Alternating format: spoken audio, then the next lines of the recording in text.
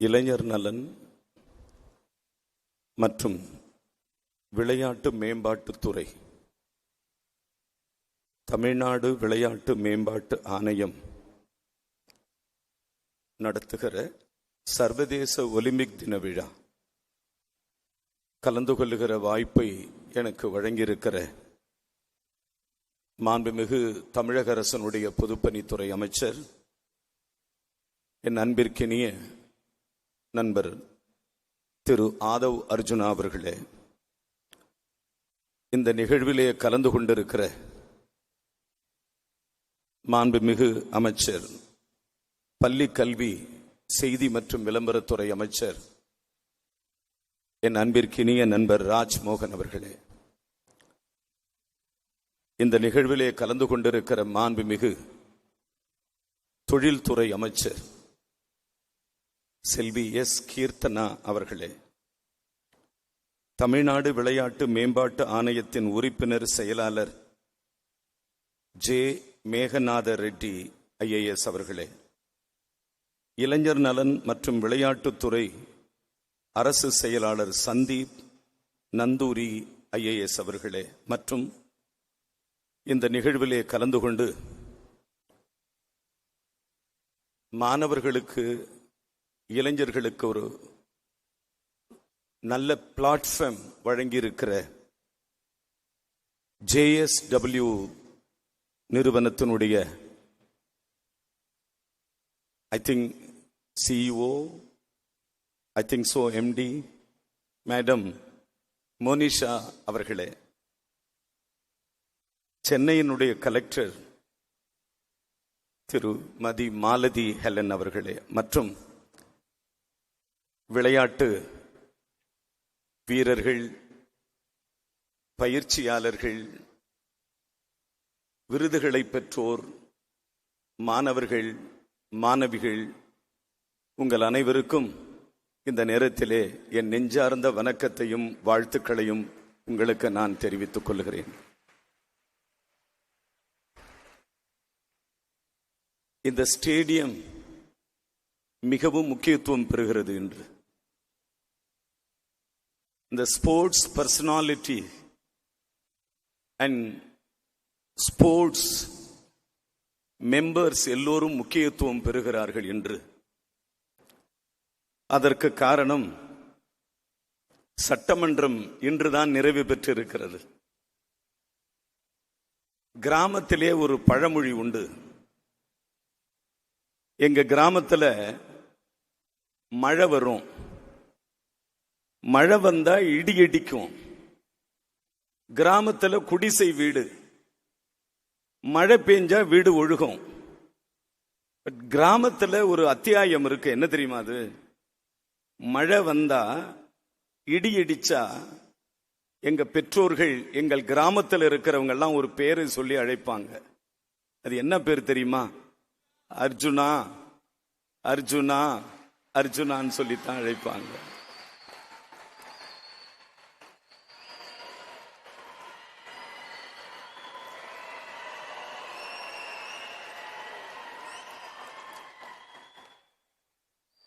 ஆனா அது நிஜம். It is true. Arjuna, Arjuna, அர்ஜுனான்னு சொன்னாலே இட் இஸ் ஃபேக்ட். மழையே நிற்கும். கிராமத்துல நான் பார்த்தது. அம்மா என்ன செய்வாங்க கிராமத்துல? சாக்கு இருக்கு இல்லையா, சாக்கு, கோணி பையால சாக்கு தலைமையில போடுவாங்க எனக்கு. ஏன்னா மழை ஒழுகுனா கூரையில வரும், கூரை ஒழுகுனா சுவர் இடியும், சுவர் இடிஞ்சா அந்த மழை தண்ணி என் மேல விழும். அம்மா என்ன பண்ணுவாங்கன்னா கோணியை எடுத்து மூடி மறைச்சுக்குவாங்க. அந்த மாதிரி ஒரு கிராமத்து இளைஞன், வணக்கத்திற்குரிய மாண்புமிகு முதலமைச்சர் திரு ஜோசப் விஜய் சார் அவர்களினுடைய ஆட்சியிலே இந்த மேடையிலே நான் இருக்கிறேன். இது ஒரு அபூர்வமான ஒரு மேடை. இங்கே அமர்ந்திருக்கிறவரெல்லாம் எமினன்ட் ஸ்போர்ட்ஸ் பர்சனாலிட்டிஸ்.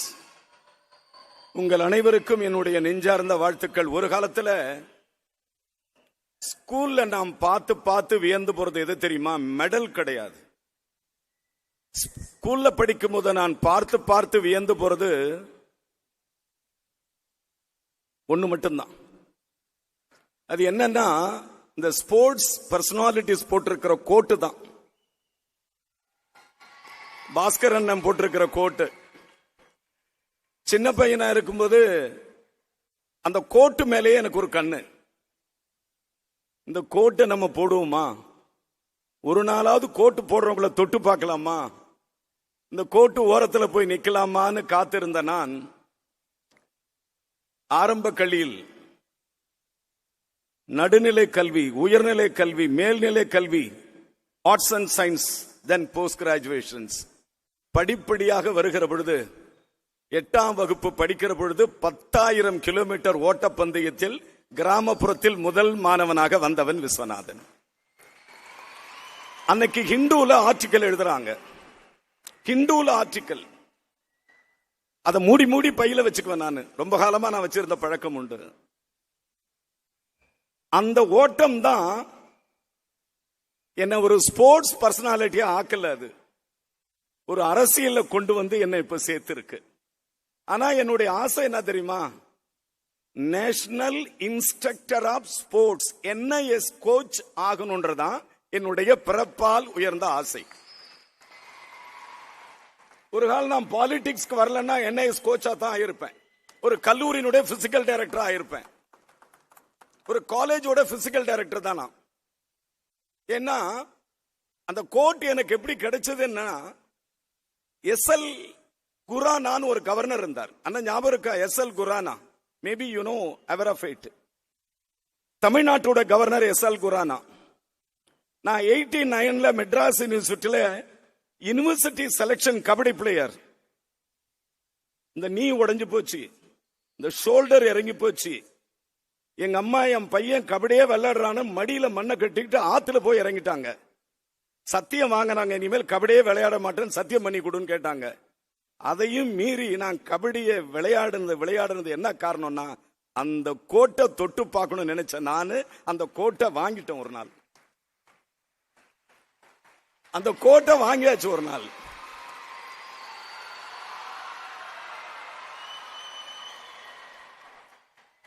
மாண்புமிகு கவர்னர் SL குரானா அவர்களிடம் இன்டர் யூனிவர்சிட்டி கபடி விளையாட்டினுடைய த பெஸ்ட் ஸ்டூடெண்ட் அப்படி என்கிற ஒரு ஸ்போர்ட்ஸ்மேன் என்கிற அந்த கோட்டை போட்டுக்கிட்டு எங்க கிராமத்துல போனா, எங்க கிராமமே என்ன ஆயிடுச்சு தெரியுமா சார்? இந்த ஏன் கேக்குறீங்க? யானையில வச்சுதான் என்ன ஊர்வலம் விடல. ஒட்டுமொத்த கிராமமே கூடி போச்சு. ஆல் வில்லேஜஸ் தார தம்பட்ட மேலம் கோயில் ஆரத்தி தேங்காய் உடைக்கிறது எல்லாமே பண்ணி இந்த ஒரு கிராண்ட் செலிப்ரேஷன் என்ன கொண்டு வந்தாங்க. ஆனா எங்க அம்மா அன்னைக்கு அடைஞ்ச சந்தோஷத்துல இன்னைய வரையிலும் அடைஞ்சுக்கிட்டு இருக்காங்க. எங்க வீட்டுல தான் இருக்காங்க. நான் சொன்னேன், அம்மா இன்னைக்கு ஆதவ் சார் என்ன ஒரு மீட்டிங் கூப்பிட்டுருக்காங்க, அதுக்கு நான் போறேன்னு சொல்ல பொழுது, கபடியை பத்தி பேசாதடா நீ, ஏன்னா நீ கேட்கவே மாட்டேன்னு சொன்னாங்க. பட் கபடி மட்டும் கிடையாது. ஒரு நாளைக்கு கிராமப்புறத்தில் 40 கிலோமீட்டர் ஓடுவேன். எவ்வளவு? 40 கிலோமீட்டர். கடலூர்ல இருந்து சிதம்பரம் வரையிலும் ஓடுவேன். வரும்போது ட்ரெயின்ல வருவேன், இல்ல டிராக்டர் பிடிச்சுக்கிட்டே வருவேன். கடலூர்ல இருந்து பாண்டிச்சேரி 22 கிலோமீட்டர் ஓடிக்கிட்டே இருப்பேன், ஓடுவேன். வரும்போது பஸ்ல வருவேன். கடலூர்ல இருந்து பண்ருட்டி 18 கிலோமீட்டர் ஓடிக்கிட்டே இருப்பேன், திரும்பி வருவேன். அந்த ஸ்டாமினா தான் இன்னைக்கு பாலிடிக்ஸ்ல சில பேரை எதிர்க்கிற மனநிலை நமக்கு கிடைச்சு அசம்பிளியில விளையாடுறோம் நம்ம எல்லாம். சோ ஃப்ரெண்ட்ஸ், நாம இன்னைக்கு ஒரு நல்ல ஹாப்பி ஜாய் மூடுல இருக்கோம். இந்த ஹாப்பி ஜாய் மூடுக்கு என்ன காரணம்னா, இந்த ஸ்டூடெண்ட் 2 விதமா பிரிக்கலாம். Student movement, non student movement. இந்த நான் ஸ்டூடெண்ட் மூவ்மெண்ட்ல government of India Nehru Yuva கேந்திரான ஒரு டிபார்ட்மெண்ட் வச்சாங்க. இளைஞர் நலன் மற்றும் விளையாட்டுத்துறையினுடைய அமைச்சகம் government of India Jawaharlal Nehru காலத்தில் துவங்கப்பட்டது. அதுல பணியாற்றினவன் நான். அதன் பிறகு பாலிடிக்ஸ் வந்திருக்கான. பட் இன்னைக்கு தேவை என்ன தேவைன்னா, உயர்கல்வித்துறையினுடைய அமைச்சர் எஜுகேஷனை பொறுத்தளவுல இன்னொரு டிபார்ட்மெண்ட் இருக்கு, அது physical education. Education, physical education, இதை ரெண்டையுமே பிரிக்க முடியாது. So physical education, education join together. இந்த ரெண்டு டிபார்ட்மெண்ட் ஷைன் பண்ணணும் அப்படின்னா ஒரே ஒரு முடிவு எடுக்கணும். மிஸ்டர் ஆதவ் அர்ஜுனா நம்ம மினிஸ்டர் நம்ம எல்லாருக்கும் மிகப்பெரிய சப்போர்ட் பண்ண போறாரு. அதுதான் உண்மை. அது என்ன சப்போர்ட்? என்ன சப்போர்ட்னு கேட்டா, கிராமப்புறத்தில் இருக்கிற இளைஞர்களுக்கு ஷூ இருக்காது, கிராமப்புறத்தில் இளைஞர்களுக்கு நல்ல ட்ராக் இருக்காது, கிராமப்புறத்தில் இருக்கிற இளைஞர்கள் நல்ல ஷார்ட்ஸ் டி-ஷர்ட்ஸ் இருக்காது. ஆனா இன்னைக்கு எல்லாமே சாதாரணமான பிளாட்ஃபார்ம் இல்ல, எல்லாமே மேட்ல தான் இன்னைக்கு நம்ம விளையாடுறோம். Synthetic mat. ஒரு காலத்துல தரையில தான் எல்லா கேம்ஸ் விளையாடணும். Volleyball, football, hockey, kabaddi, cricket, everything மண்ணுல தரையில விளையாடின காலம் போய் சிந்தட்டிக் மேட்ல விளையாடுற காலம் வந்திருக்கு.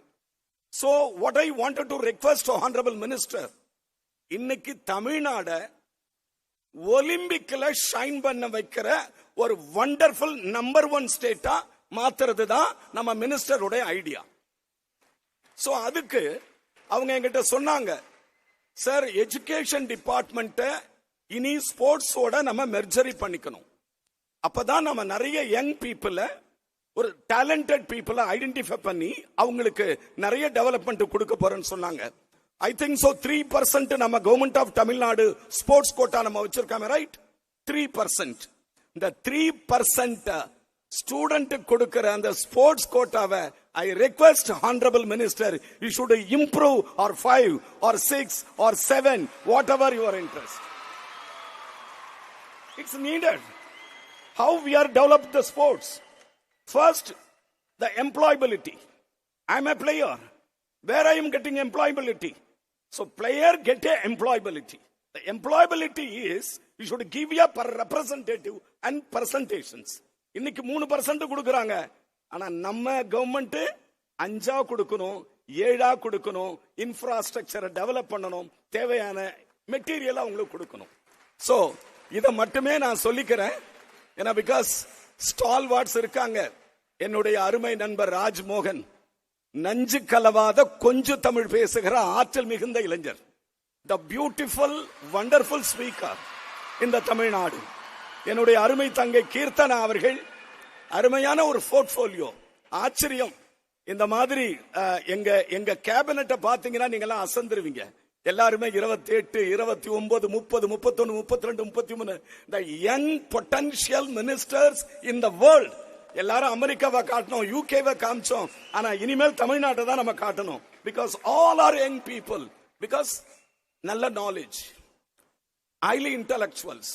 சோ என்னுடைய தாழ்மையான வேண்டுகோள், இந்த மாணவர்களுக்கு, இந்த குழந்தைகளுக்கு உயர் கல்வித்துறை, நான் சார்ந்திருக்கிற higher education ministry, honourable minister மாண்புமிகு முதலமைச்சர் அவர்களோடு பேசி வருகிற டிமாண்ட்ஸ் அண்ட் கிராண்ட்ஸ் பட்ஜெட்ல வருகிற பொழுது கடந்த காலங்களில் 3%, ஆனா இனி வருகிற காலங்களில் அதனுடைய சதவிகிதத்தை உயர்த்தி கொடுக்கிற பொழுது நம்ம என்ன ஏசியா விளையாட்டு போட்டி, நமக்கு என்ன காமன்வெல்த் விளையாட்டு போட்டி, நமக்கு என்ன ஆசிய ஒலிம்பிக் போட்டி, நமக்கு என்ன ஒலிம்பிக் போட்டி, அவைகளில் மிகப்பெரிய உயரத்தை கிடைப்பார்கள் என்ற நம்பிக்கையோடு ஒரே ஒரு விஷயம் ஃபைனலா சொல்றேன்.